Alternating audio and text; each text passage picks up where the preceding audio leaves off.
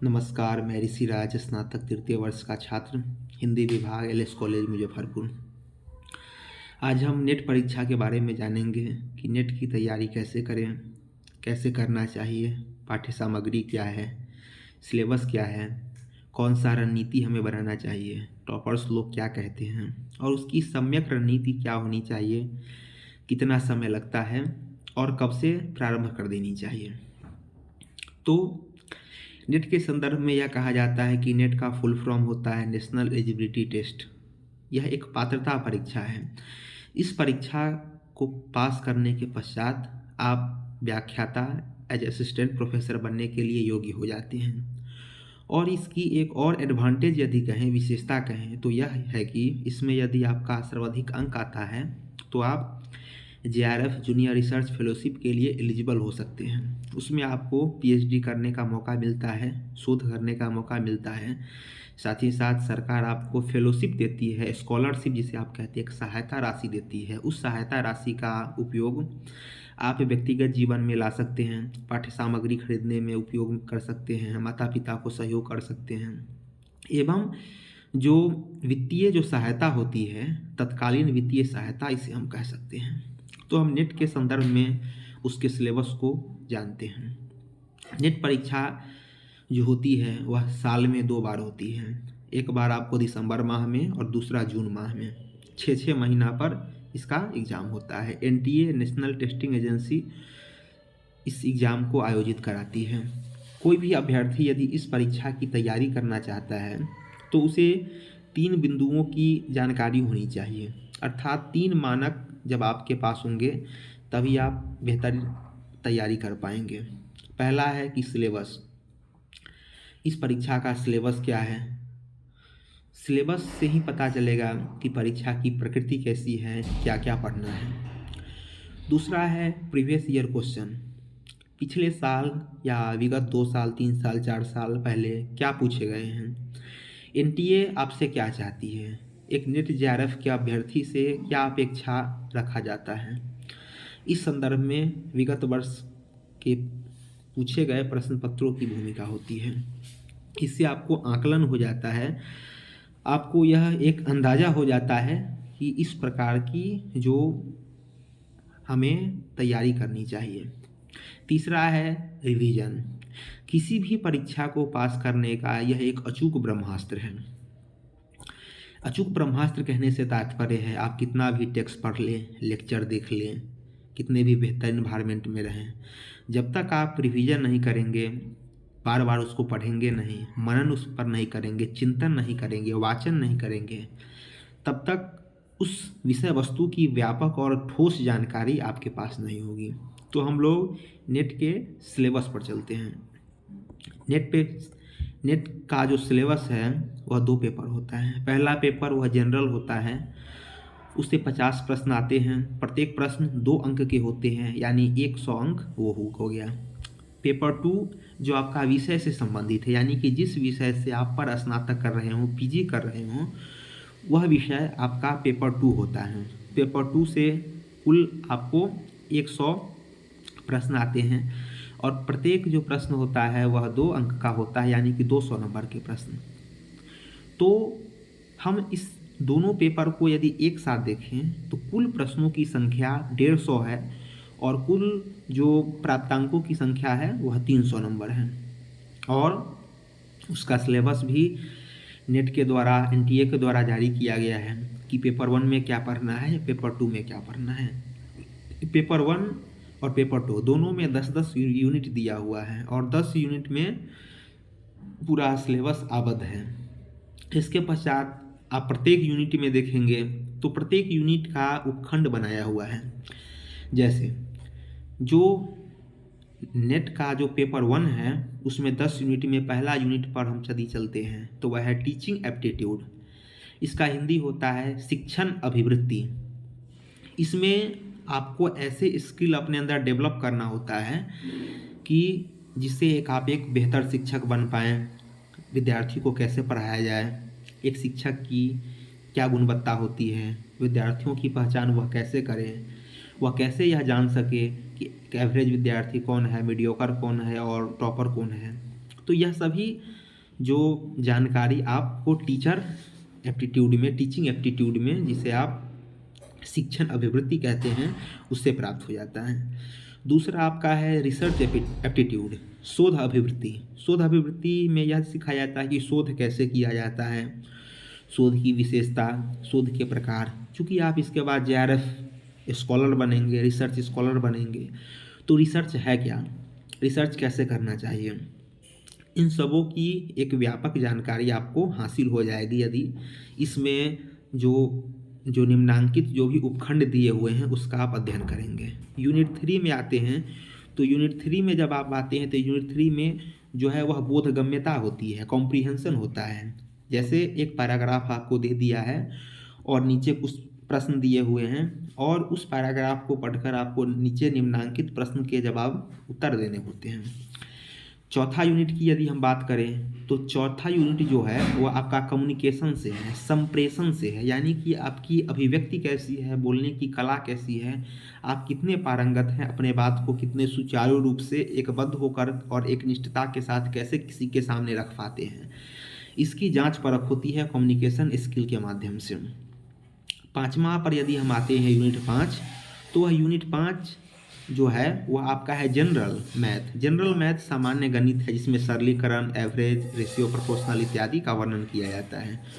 Unit 6 में आप आते हैं तो लॉजिकल रीजनिंग है जिसे युक्त तर्क कहा जाता है। उस तर्क के आधार पर इसमें दिया रहेगा कि एक व्यक्ति है जो 15 मीटर आगे गया, फिर पश्चिम दिशा में 20 मीटर आगे गया, फिर दक्षिण दिशा में 10 मीटर आगे गया, तो बताएं कि वह अपनी प्रारंभिक बिंदु से कितनी दूरी पर है। तो इसमें आपको थोड़ा तर्क लगाना होगा, थोड़ा उसका प्रैक्टिस करना होगा।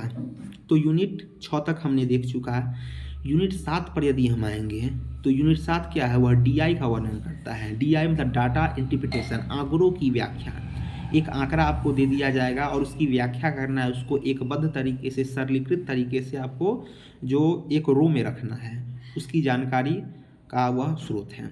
यूनिट 8 पर आते हैं तो ICT है, इंफॉर्मेशन कम्युनिकेशन एंड टेक्नोलॉजी।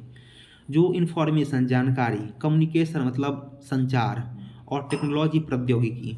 तो आप प्रोफेसर बनने जा रहे हैं, एक रिसर्च स्कॉलर बनने जा रहे हैं, तो आपका जो संप्रेषण है वह कैसा होना चाहिए, वह टेक्नोलॉजी से आप अवगत हैं कि नहीं। यूनिट आप 9 में चलते हैं तो यूनिट 9 में है पीपल डेवलपमेंट एंड इन्वायरमेंट, लोक विकास और पर्यावरण। आप लोग के बारे में जानिए, डेवलपमेंट क्या है इसके बारे में जानें, और पर्यावरण, प्रकृति के बारे में जानना होता है कि पर्यावरण है क्या, इसकी विशेषता, इसकी कमियां, वर्तमान में पर्यावरण समस्या के क्या संदर्भ हैं, वैश्विक स्तर पर, राष्ट्रीय स्तर पर, राज्य स्तर पर, स्थानीय स्तर पर क्या क्या कदम उठाए गए हैं, कौन कौन सी संस्थाएं हैं, कौन कौन सा अधिनियम बना है, और एक शिक्षक के निमित्त आपकी क्या भूमिका उसमें हो सकती है।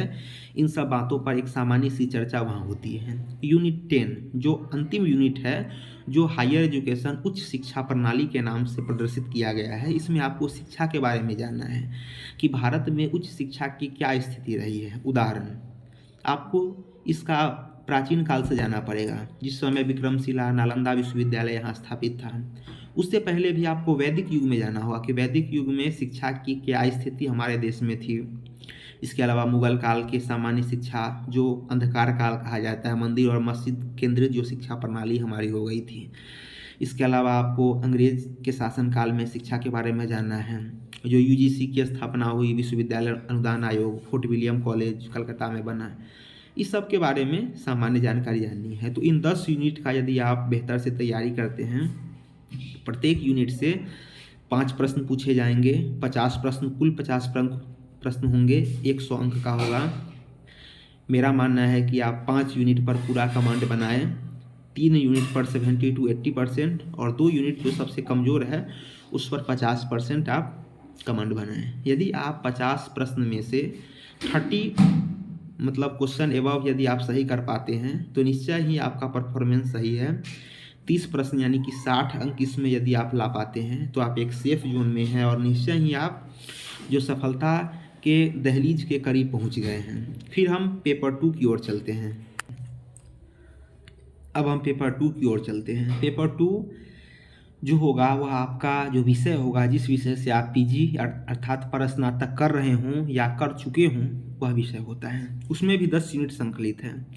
चूँकि मैं हिंदी का विद्यार्थी हूँ, हिंदी साहित्य का विद्यार्थी हूँ, तो मैं हिंदी विषय के संदर्भ में आप लोगों के बीच यह बात कर रहा हूँ।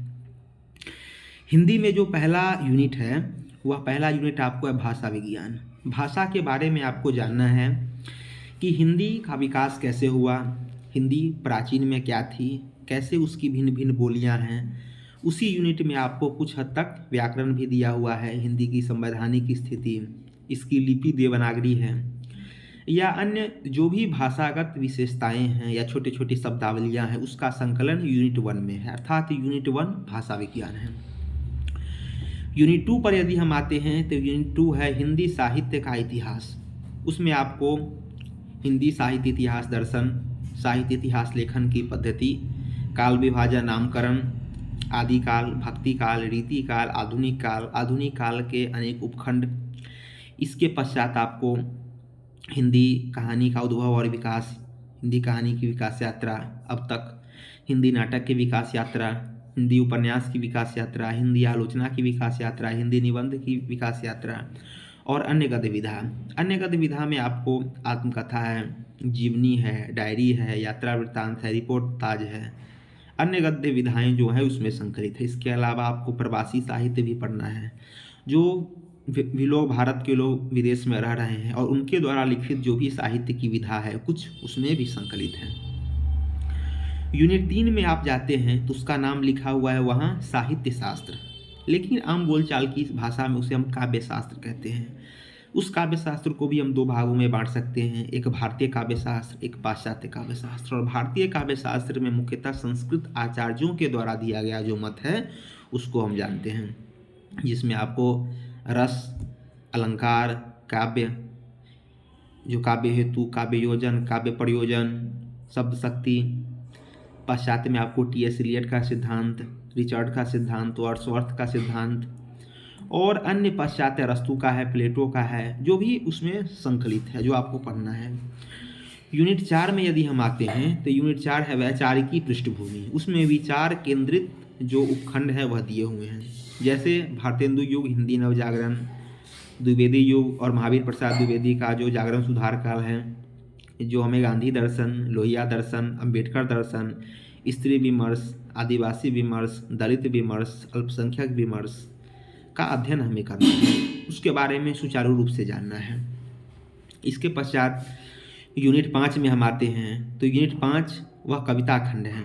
उसमें आदिकाल से लेकर के और अब तक के समकालीन सारी कविताएं वह संकलित हैं। उसका प्रारंभ होता है पृथ्वीराज रासो के रेवा तट से लेकर के और सुदामा प्रसाद पांडे, जिसे धूमिल कहा जाता है, उनकी कविता रोटी और संसद तक। कुल लगभग 50 कविता संकलित है। उसमें आपको जयशंकर प्रसाद का कामायनी का 3 सर्ग है, आंसू है, जागो फिर एक बार है, नागार्जुन की कई कविताएं हैं, महादेवी वर्मा की है, पंत का परिवर्तन है और प्रथम रश्मि है, मैथिली शरण गुप्त का है, हरिऔध जी का है।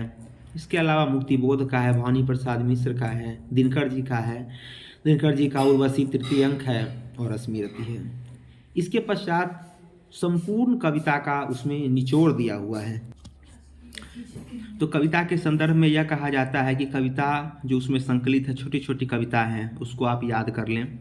याद करने के अलावा आप उसको बार बार मनन करें, चिंतन करें, यूट्यूब पर वीडियो लेक्चर देखें। इससे क्या होगा कि आपका कॉन्सेप्ट बन जाएगा। कॉन्सेप्ट बनने से आप उसके व्याख्याता बन सकते हैं, आप उसको किसी को समझा सकते हैं, कोई दोस्त हो, यूट्यूब चैनल बना करके, या आप अभ्यास के द्वारा उसको आत्मसात कर सकते हैं। यूनिट 6 की यदि हम बात करें तो वह उपन्यास है। उसमें कुल 13 उपन्यास संकलित हैं, देवरानी जेठानी की कहानी से लेकर के और कृष्णा सोबती की जिंदगी नामा तक। इसमें सारे उपन्यासकार संकलित हैं, चाहे वो प्रेमचंद्र पूर्व उपन्यास हो, प्रेमचंद्र युगीन हो, प्रेमचंद्रोत्तर हो या कोई भी उपन्यास हो। फिर यूनिट 7 की ओर हम चलते हैं तो 7 में है हिंदी कहानी। इसमें 21 कहानी संकलित है, टोकरी भर मिट्टी से लेकर के और ज्ञानरंजन पिता और कमलेश्वर की जो है राजा निर्वंशिया तक की कहानी संकलित है। फिर हम यूनिट 8 की ओर आते हैं तो यूनिट 8 में हिंदी नाटक संकलित हैं। उसमें भी कुल 17 नाटक संकलित हैं। उसमें भारतेंदु के 2 नाटक हैं, भारत दुर्दशा और अंधेर नगरी। फिर जयशंकर प्रसाद के 3 नाटक संकलित है, चंद्रगुप्त, स्कंदगुप्त, ध्रुव स्वामिनी। अंधायुग नाटक है धर्मवीर भारती का, हबीब तनवीर का आगरा बाजार, मन्नू भंडारी का, आपका बंटी कृष्णा सोबती का जिंदगी नामा, सर्वेश्वर दयाल सक्सेना का बकरी है। तो अन्य कई नाटक इसमें संकलित हैं। इसके अलावा यूनिट 9 में आते हैं, तो यूनिट 9 में आपका हिंदी निबंध है। इसमें भारतेंदु के 2 निबंध संकलित हैं, भारतवर्षोन्नति कैसी हो और दिल्ली दरबार दर्पण। इसके अलावा रामचंद्र शुक्ल का है कविता क्या है, विद्यानिवास मिश्र का है मेरे राम का मुकुट भीग रहा है, हजारी प्रसाद द्विवेदी का है नाखून क्यों बढ़ते हैं। इसके पश्चात यदि देखेंगे तो विवेक राय का है उठ जाग मुसाफिर। कुल 11 निबंध यहाँ संकलित हैं। अन्य गतिविधा में आए तो राम वृक्ष बेनीपुरी जी का एकांकी है, मुरदहिया है तुलसी राम का। इसमें आपका यात्रा वृत्तांत है, संस्मरण है, डायरी लेखन है, रिपोताज है, मेरी तिब्बत यात्रा है, आपका राहुल सांकृत्यायन जी का अरे यावर रहेगा याद यह आगे का है। तो ये पेपर 2 का यूनिट 1 से यूनिट 10 तक रहा। यदि आप 10 यूनिट की तैयारी बेहतर से करते हैं, इन 10 यूनिट में जो भी रचनाएं संकलित है, जो भी कथ्य बिंदु यहाँ दिया गया है, उसका टेक्स्ट फॉर्म में यदि आप पढ़ लेते हैं, उसका यूट्यूब पर सर्च करके वीडियो लेक्चर देखिए, इसके अलावा दृष्टि का गाइड आता है उससे पढ़िए, तो आपका एक ओवरव्यू कॉन्सेप्ट बन जाता है। यदि आप इन 10 यूनिट में पूरा पकड़ बना लिए, यदि 5 यूनिट पर भी आपका पूरा पकड़ रहा, शेष अन्य यूनिट पर सामान्य पकड़ रहा और पूछे गए यहाँ से लगभग 100 प्रश्नों में से यदि आप 70 से 75 प्रश्न का सही उत्तर दे पाते हैं तो आप एक सेफ जोन में होंगे और ऐसी मानी जाएगी कि आपका तैयारी है बहुत बेहतर है। तो इस पूरे यूजीसी नेट हिंदी जेआरएफ की जो तैयारी है, इस तैयारी में 2-3 बिंदु विशेषकर महत्व रखता है, जिसमें सबसे पहला है आपका सिलेबस, दूसरा है प्रीवियस ईयर क्वेश्चन, तीसरा है रिवीजन, चौथा है कि आप जो है वह पेपर 1 हो या 2 हो, कुछ विषय ऐसे चुने जैसे उस पर पकड़ बना लें। जैसे कोई विद्यार्थी है उसको हिंदी साहित्य के इतिहास पर पूरा पकड़ है, किसी विद्यार्थी को कविता खंड पर पूरा पकड़ है, तो कोई अन्य विद्यार्थी है, तो ऐसे ही नेट की तैयारी की जाती है।